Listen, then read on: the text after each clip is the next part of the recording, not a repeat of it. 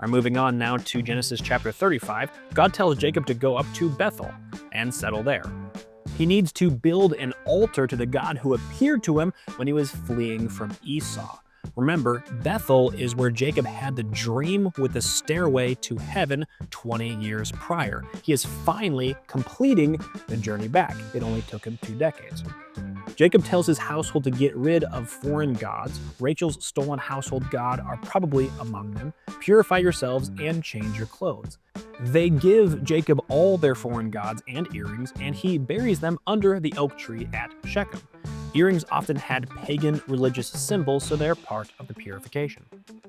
They set out, and a terror from God falls on the surrounding towns. No one pursues them.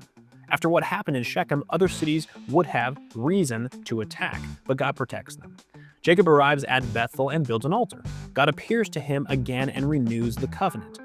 Your name is Jacob, but you will be called Israel. I am God Almighty. Be fruitful and increase. A nation and community of nations will come from you, and kings will be among your descendants. They leave Bethel, and while traveling, Rachel goes into labor with her second son. This is a difficult birth, but as she is dying, she names him Benoi, which means son of my trouble. But Jacob renames him to Benjamin, son of my right hand, is what that means.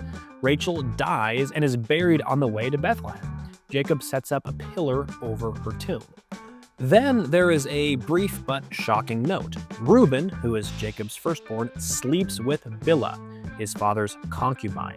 Now, this sounds like this weird and random sexual act, but in that culture, sleeping with your father's concubine is essentially a claim to leadership. It's what you did to establish yourself as the next successor. Reuben is making a power move here. But ironically, the text just says that Israel heard of it and moves on. But like his brother's violence, this will cost Reuben. He's actually going to lose his birthright because of it. Then Isaac, Jacob's father, dies at 180 years young, and Esau and Jacob bury him together. What a nice family reunion.